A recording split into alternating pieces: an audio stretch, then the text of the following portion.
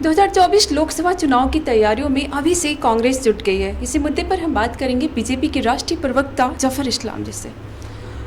कांग्रेस बैठक कर रही है, कर्नाटक के तमाम जो पदाधिकारी हैं वो लोग दिल्ली आए हुए हैं। राहुल गांधी भी इस बैठक में शामिल हैं, चुनाव की तैयारियां कर रहे हैं, लोकसभा चुनाव। देखिए, इस तरह की बैठकें तो चलती रहती सभी पार्टियों में, लेकिन हकीकत है कि ज़मीन में लोगों का विश्वास किसने प्राप्त किया है तो आपको ये मालूम है, और देश की जनता भी अच्छे भली बात ही जानती है कि देश में एक ही लीडर है जिसके लिए देश की जनता जनरल इलेक्शन में पूरी तरह से कॉन्फिडेंस उस पर रखते हैं, वो आदरणीय प्रधानमंत्री जी हैं। आप अप्रूवल रेटिंग देखिए, किसी तरह के सर्वे देखिए, सब में दिखता है कि मोदी जी के प्रति सभी चाहते हैं कि देश का प्रधानमंत्री मोदी जी जैसा हो, मोदी जी हो।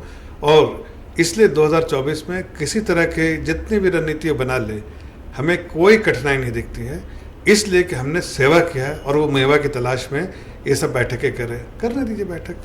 हिमाचल और कर्नाटक जीतने के बाद कहीं ना कहीं कांग्रेस के जो तमाम बड़े नेता हैं उनका कॉन्फिडेंस लेवल तो बढ़ा ही है।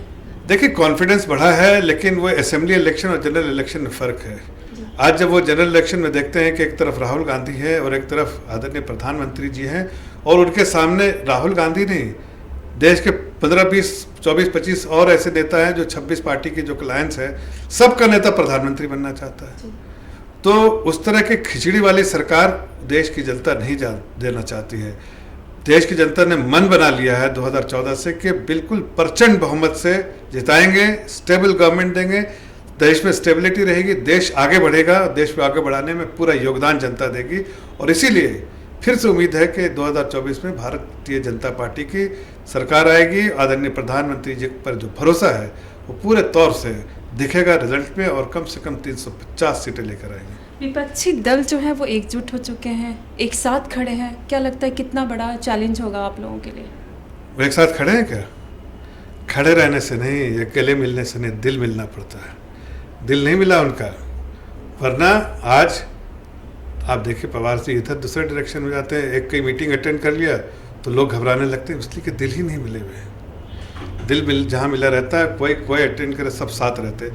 अभी आप जिस सीटें बांटने के दिन आने दीजिए, आप देखिएगा सीटें जब बंटने लगेंगी तो ये सब जो गठबंधन है ना, वो सब गठबंधन आसमंदन हो जाएगा, ख़त्म हो जाएगा। इसलिए कि सारे लोग अपनी अपनी सीटें को लेके चर्चा करेंगे और कोई मीटिंग ऑफ माइंड्स नहीं होगा, एक दूसरे में कोई सहमति नहीं होगी।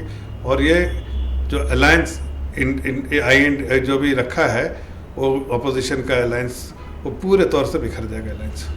आम आदमी पार्टी एक समय था जब कांग्रेस के बारे में कहती थी कि भ्रष्टाचार में लिप्त है, और आज वही पार्टी कांग्रेस के साथ भी खड़ी है। इसको लेकर क्या कहेंगे? देखिए, जो केजरीवाल जी को जानता होगा वो समझ चुका कि ढोंगी केजरीवाल जी हैं, इसलिए कि उन्होंने तो बहुत कस्में खाई थी। शीला दीक्षित को जेल भेजेंगे, बहुत सारे बड़े नेताओं के नाम लिए उनको जेल भेजेंगे, लेकिन आज तक जेल तो भेजने का नाम नहीं, उनका नाम भी लेने से डरते हैं। चलिए, शीला जी तो स्वर्गवासी हो गए हैं, लेकिन और तो हैं लीडर जिनके बारे में वो चर्चा कहते थे कांग्रेस के, आज कांग्रेस के सपोर्ट के लिए खड़े हैं, कांग्रेस उनके सपोर्ट के लिए खड़ा है। तो इससे समझ में आता है एक भ्रष्टाचारी ही भ्रष्टाचारी से मिलता है। और जो जितने भी वादे किए थे कि ना छोटी गाड़ी में वैगनार में चलूँगा, मफलर बांधे रहूँगा, टोपी लगा के रखूँगा, लेकिन और हवाई चप्पल पे चलूँगा, सब भूल गए। घर नहीं लूँगा, गाड़ी नहीं लूँगा, पानी सब अपना खरीदूँगा। आज बड़े बड़े घर बना रहे हैं, कितने बड़े घर उनके बने हैं, इतने सारी सहूलियतें लेकर रखा है, सिक्योरिटी रखा है, जो चीज़ उन्होंने ना कहा था वो सब किया उन्होंने। एक आखिरी सवाल, 2024 के चुनाव के लिए आप लोग कितने तैयार हैं? किस तरह की तैयारियां कर रही है पार्टी? मैंने कहा जैसा पहले भी कि 350 सीटों से कम नहीं आएगा। इसकी वजह है कि लोगों ने मन बना रखा है कि देश में एक बहुत स्थिर सरकार देंगे, जैसा 2014 में दिया, 2019 में दिया, 2024 में देंगे, और बहुत मजबूत सरकार, बहुत मजबूत लीडरशिप को देंगे। आदरणीय प्रधानमंत्री जी ने जिस तरह से देश का कमान संभालते ही देश को एक तरक्की के रास्ते और देश को आगे बढ़ाने का जो काम किया है, देश की जनता बहुत खुश है, उनके प्रति विश्वास रखती है।